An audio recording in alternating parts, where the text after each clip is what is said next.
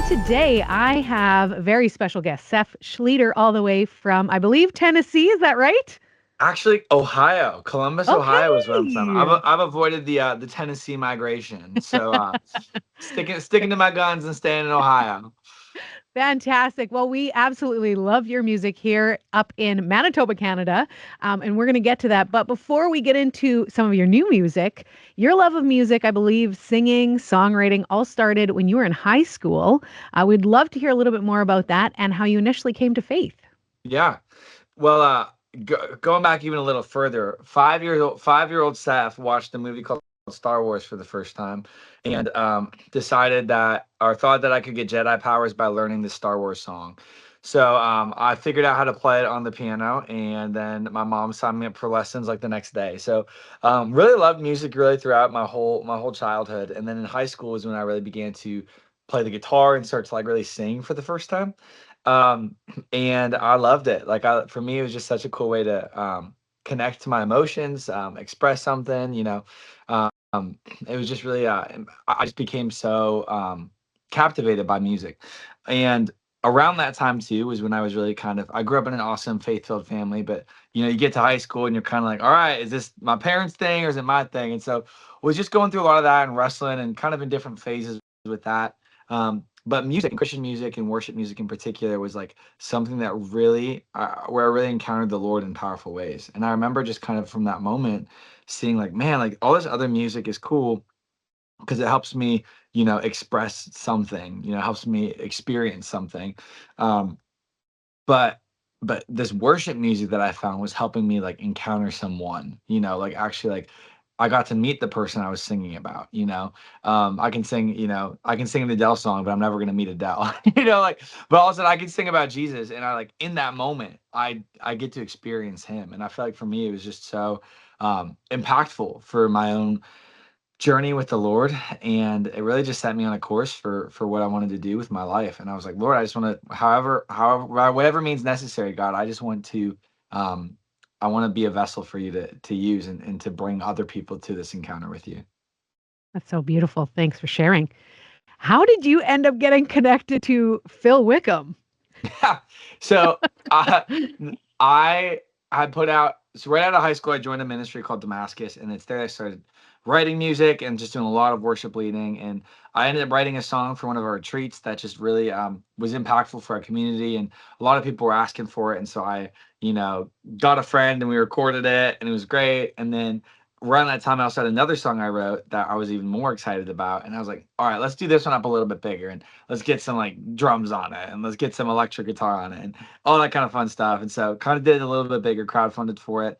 And then I ended up like right as it came out, I like DM'd it on Instagram to like 40 different people, and it was basically a couple industry people that I had stalked from other people who tagged them and other things. And then it was just like a bunch of artists that I looked up to and admired. And I was like, man, like this could be my big break kind of thing. Like if you like my song.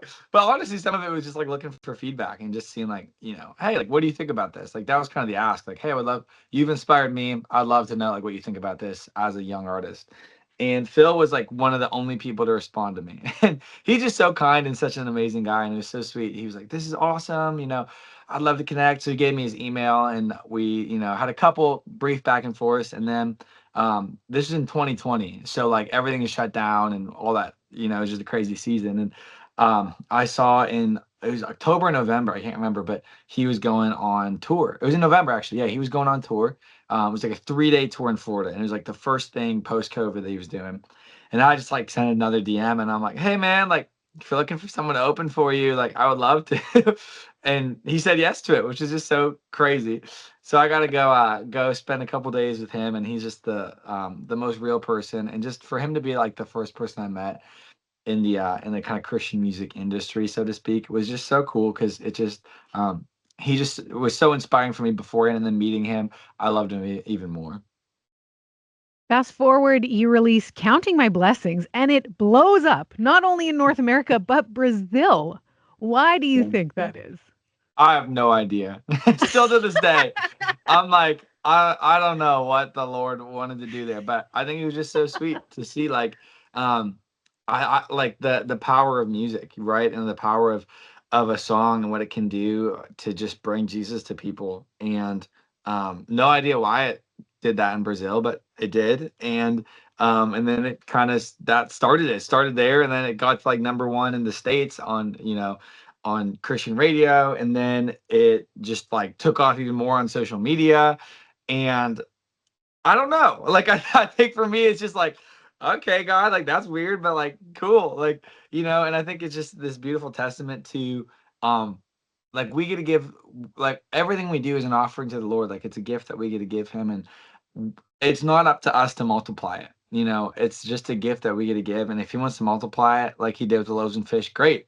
If it's just like something small that he sees and is just loved by, like the woman, like the widow who brought her little coin into the treasury, and like that was all she had. Jesus didn't multiply it, but he was loved by it. And either way, there was just a gift that was given, and it's up to us to give the gift, and he can do whatever else he wants with it. Well said.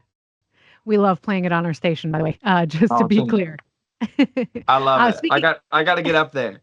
yes, please, please. I'm sure it'll be sold out. But anyway, speaking of your music, where does, generally your inspiration come from when writing songs? Clearly, it connects with the audience.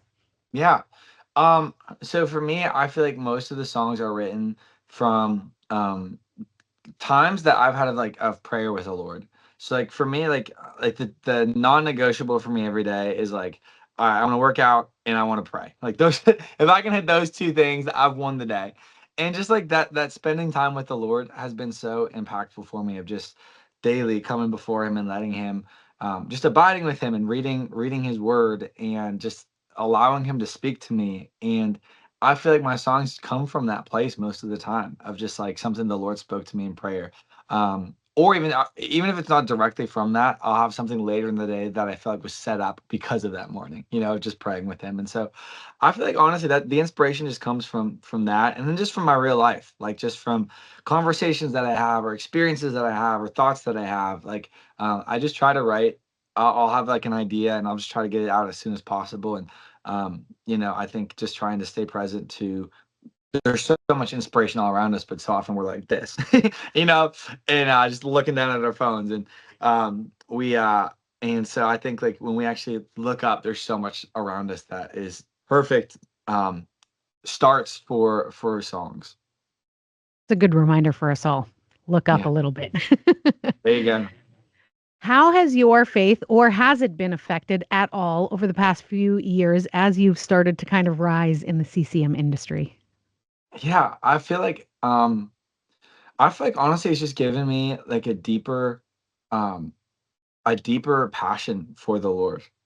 Because I you really have to understand what your why is when you do this, because I think sometimes it's easy to glamorize the musical artist life, but it's not easy.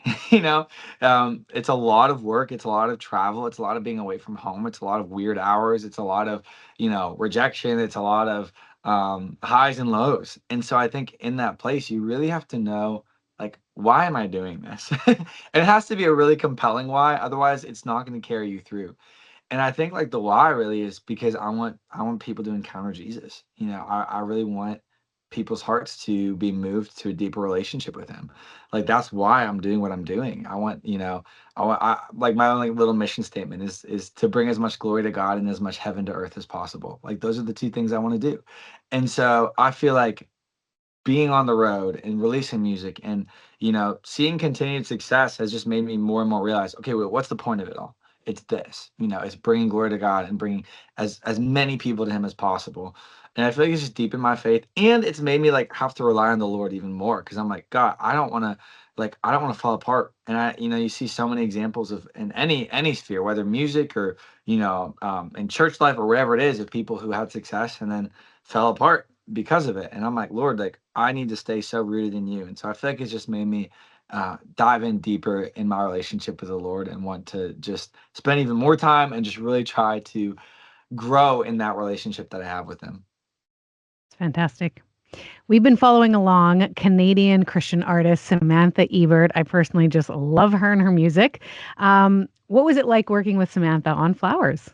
Oh, she's so sweet. So this is so fun because I discovered flowers probably right around when it came out. And I don't know how. I think it was on my Discover Weekly on Spotify or something like that. And I was listening to it and I was like, wow, this is a really beautiful song. And I like posted it to my Instagram, which I don't usually do, but I just felt I'm like, this is so sweet. I want to encourage this artist and, just introduce people to the song. And so, she's like, man, it's so sweet. Thanks for sharing. I'm like, oh, this song is awesome. Keep up the good work. And then a number of months later, their team reached out to my team and was like, "Hey, like, would Seph be interested in doing a feature on this song?" I'm like, "Oh, I love that song. Yeah, for sure I would." And so it was so fun getting to work with her, and just she's so sweet and just such a kind, beautiful soul. And the song obviously is so cool. It's funny though because people I'll tell this to people a bunch. Like people think I wrote it, and so they're like, "Man, like such a you crushed writing that song like so good." I'm like, hey, it's a great song. I'll give you that. I can't take any credit for the writing. I wish I could, but it is a great song. And so it is cool because I feel like honestly, people because I'm associated with it now, I have so many people come up to me sharing about how meaningful it is for them, and I'm like, oh, that's so sweet, and I know Samantha, I'm sure hears about that a lot too. But I think it's just cool to have a song that really is clearly resonating with so many people. It's a great collaboration. What does the rest of 2025 look for you? I believe you have a new album coming out. Tell us a little more. Yeah, July 11th, 7-Eleven Day. Rumor has it that if you go to 7-Eleven and ask for a Slurpee, you can get it free. Probably because of my album. So they're just really celebrating me, which is great. So yeah, 7-Eleven Day. We got Count on My Blessings coming out, the album, which I'm really excited for. It's been honestly probably like 3-4 years in the works. Some of these songs were written longer than that even ago. So that's coming up, and then a deluxe version coming out a couple months after that with some extra songs, which I'm pumped for. And then I'm going on the fall tour. So I did my first headline tour in the spring, which was just so fun. One of my favorite life experiences ever. And I'm so excited to be on the road again in the fall. I got Bodie coming along with me, who is amazing, also a great artist. And so I think we're hitting 14 or 15 different places, and I'm just stoked to be out there.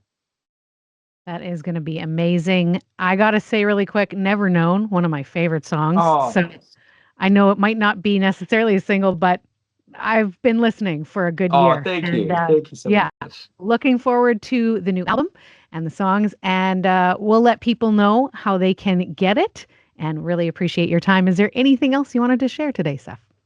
That feels great to me. Thank you so much. Absolutely. Wish you all the best in this musical journey. And of course, when new things pop up, let us know. Awesome. Thank you so much.